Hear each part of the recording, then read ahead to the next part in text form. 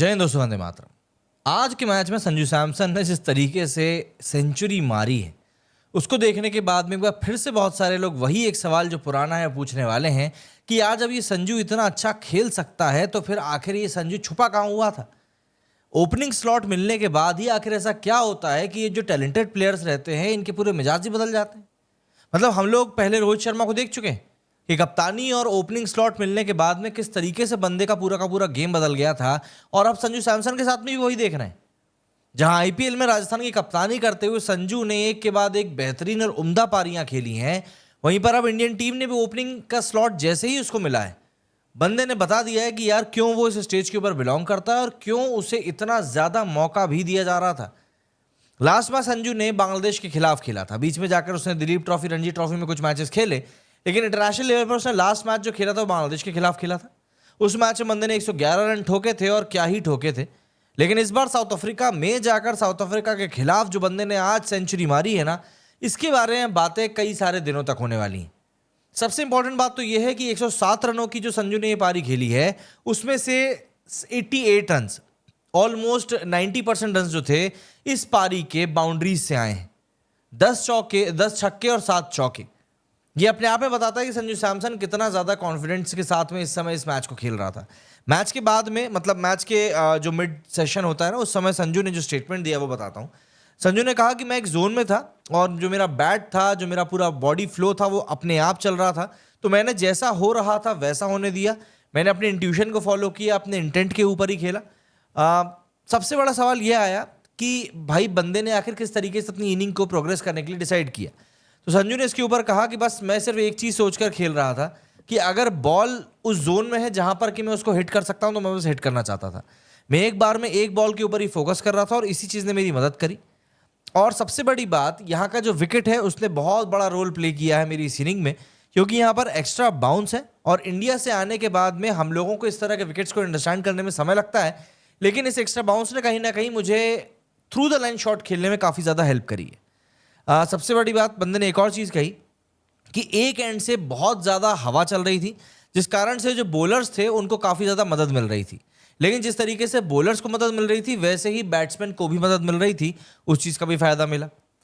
Form को लेकर बंदे ने कहा कि अगर मैं इस बारे में ज़्यादा सोचूंगा तो ऑब्वियस सी बात है मैं इमोशनल हो जाऊंगा, क्योंकि मैंने इस चीज़ के लिए, इस मूवमेंट के लिए करीब 10 साल इंतजार किया है। मैं इस समय खुश हूँ, ग्रेटफुल हूँ और बस यूँ समझ लीजिए कि मेरे ऊपर आशीर्वाद है। लेकिन मैं इसी तरीके से अपने पैरों को ज़मीन पर रखकर आगे भी और खेलना चाहता हूँ, और सबसे बड़ी बात, मैं इस मोमेंट को इस समय एंजॉय करना चाहता हूँ जो इस समय मेरे साथ हो रहा है। और स्कोर के बारे में संजू ने कहा कि एक ठीक ठाक स्कोर लग रहा है और देखते हैं कि क्या होता है मैच में। आपको बता दूं कि इंडिया के आखिरी जो 6 ओवर थे उसमें सिर्फ 40 रन बने, मतलब 202 रन इंडिया ने स्कोर किए, उसमें से सिर्फ आखिरी के जो 6 ओवर थे उसमें सिर्फ 40 रन ही बने। बट संजू सैमसन ने आज यहाँ पर इस पारी को खेलकर बता दिया है कि यार वाकई में इस बंदे के ऊपर क्यों ट्रस्ट किया जाना ज़रूरी है। संजू सैमसन के स्ट्राइक रेट की बात करूं तो बहुत उम्दा रहा। 214 के स्ट्राइक रेट से बंदे ने यहाँ पर बैटिंग करी है। 50 बॉल्स में 107 रन स्कोर किए हैं, 7 चौके हैं, 10 छक्के हैं।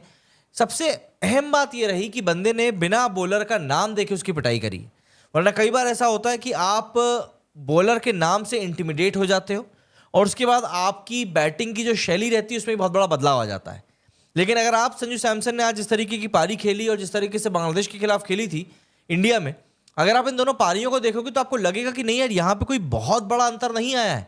सबसे बड़ी बात यह है कि जो क्रिकेटिंग शॉट्स यहाँ पर संजू सैमसन ने खेले वो कहीं से कहीं तक भी ऐसे शॉट्स नहीं थे जिनको कि आप ये कह सके कि यार ये तो लप्पा घुमा रहा है या फिर ये अगली शॉट्स है। नहीं, प्रॉपर क्रिकेटिंग शॉट्स वहां पर संजू सैमसन ने खेले हैं और इसी कारण से हम लोग बार बार ये चीज़ कह रहे हैं कि बंदे ने प्रूव किया है कि क्यों उसको इतना ज़्यादा सपोर्ट किया जा रहा था और क्यों ये चीज़ कही जा रही थी कि यार इस बंदे को और भी ज़्यादा से ज़्यादा मौका मिलना चाहिए जिससे कि अपने स्किल सेट को शोकेस कर सके। और आज देखिए, जब बात वही आ जाती है कि जब आप मौके के ऊपर चौका इस तरीके से मारते हो तो वो चीज़ वाकई में दिखती भी है। संजू सैमसन ने दरअसल 29 साल के होने के बाद में जिस तरीके से आज पारी खेली है, लगातार 2 सेंचुरी वो इंडिया की तरफ से मारने वाले पहले क्रिकेटर बन चुके हैं। इससे पहले उन्होंने बांग्लादेश के खिलाफ 111 रनों की पारी खेली थी अक्टूबर में। संजू सैमसन अब पहले इंडियन बन चुके हैं बैक टू बैक सेंचुरी मारने वाले T20 में, एंड ओवरऑल अगर मैं बात करूं तो वो चौथे बैटर बन चुके हैं ऐसा काम करने वाले। इसके अलावा जो दूसरे प्लेयर्स हैं जिन्होंने ये एक बड़ा कारनामा हासिल किया था वो है फ्रांस के गुस्ताव मैक्योन, साउथ अफ्रीका के रायली रूसो और इंग्लैंड के फिल सॉल्ट ने लगातार 2 मैचों में 2 सेंचुरी मारी। संजू सैमसन मतलब जिस तरीके से आज पारी खेली वो ऐसा लग रहा था कि भाई अपने गेम के बेस्ट पर है। संजू सैमसन ने जो साउथ अफ्रीकन बॉलर्स थे उनको पूरे की पूरी हर तरफ कुटाई लगाई है। एंड सबसे बड़ी बात, स्पिनर्स को बहुत ही बुरी तरीके से कूटा। केशव महाराज और पीटर को तो यहाँ पर धो दिया, हालांकि बाद में पीटर ने ही संजू सैमसन का विकेट लिया।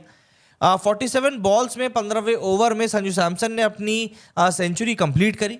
केशव महाराज की बॉल पर रन लेते हुए संजू सैमसन ने सेंचुरी मारी है। संजू सैमसन ने सबसे फास्टेस्ट T20 सेंचुरी भी रिकॉर्ड करी है इंडिया की तरफ से साउथ अफ्रीका के अगेंस्ट। इससे पहले वाली जो थी वो सूर्य कुमार यादव के नाम पर थी, जिसमें कि उसने 55 बॉल्स में सेंचुरी मारी थी। संजू सैमसन ने बाद के जो 50 से 100 रन थे उसको कंप्लीट करने के लिए सिर्फ 20 बॉल लिया था, तो इससे आप अंदाजा लगा सकते हैं कि बंदे ने किस कदर साउथ अफ्रीका के बॉलर्स को कूटा था। संजू सैमसन इससे पहले हमेशा ही क्वेश्चन में रहे थे कि भाई उनको जो टैलेंट मिला हुआ है वो उसका यूटिलाइजेशन नहीं करते हैं, लेकिन अब जिस तरीके से कंसिस्टेंट स्कोर्स बंदे ने रजिस्टर करना शुरू किए, मुझे लगता है कि वो बातें होना ही बंद हो जाएंगी। अक्टूबर 2024 में संजू ने बांग्लादेश के खिलाफ 111 रन बनाए थे और तब लगा था कि चलो ठीक है, संजू को अब शायद पता है कि उसके विकेट की वर्थ क्या है। उसी फॉर्म को कंटिन्यू करते हुए संजू ने एक एग्रेसिव रोल अपनाया और पहले T20 में जो कि साउथ अफ्रीका के खिलाफ खेला जा रहा है उसमें बंदे ने शुरुआत से ही प्रोटीज बॉलर्स के ऊपर टूट पड़ना शुरू कर दिया। संजू ने जिस तरीके से बैकफुट और फ्रंट फुट के ऊपर गेम दिखाया उससे समझ में आता है कि बंदे की अवेयरनेस कितनी शानदार है। स्पिनर्स को चाहे मारने की बात हो, चाहे पेस बॉलर्स को मारने की बात हो, बंदे ने बिना किसी की शक्ल देखे, बिना किसी का नाम देखे सामने वाले बंदे को कूटा है। इसी के साथ ही संजू सैमसन ने तिलक वर्मा के साथ में सूर्य कुमार यादव के साथ में 66 रन का एक बेहतरीन स्टैंड भी किया। सोचने वाली बात यह है कि संजू सैमसन ने सूर्य कुमार के साथ में ही बांग्लादेश के खिलाफ भी एक तोड़ू फोड़ू पारी खेली थी। जब से संजू ने ओपन करना शुरू किया है, ऑब्वियस सी बात है काफ़ी कुछ चीज़ें संजू के लिए बदल चुकी हैं और ऐसा लग रहा है कि आने वाले समय में संजू इस चीज़ के ऊपर वाकई में कैश करता हुआ दिखाई देगा। क्या कहना है आप लोगों का इस बारे में, कमेंट करके एक बार ज़रूर बताइएगा, क्योंकि देखिए इस तरह की पारियां जो हैं ये आपको अमूमन बार बार देखने के लिए नहीं मिलती हैं। और संजू सैमसन ने जिस तरीके का गेम दिखाया, जिस तरीके की गेम अवेयरनेस दिखाई है, उससे एक बात तय है कि अगर संजू अपने इस फॉर्म के साथ में थोड़ा बहुत भी न्याय करता है तो आने वाले एक लंबे समय तक संजू अपने आप को यहाँ पर स्थापित कर सकता है। प्लस जिस तरह की करंट फॉर्म इस समय संजू की चल रही है उसको देखते हुए एक बात और कह सकते हैं कि कल को अगर वो वनडे टीम में भी आ जाता है तो कोई बड़ी बात नहीं है।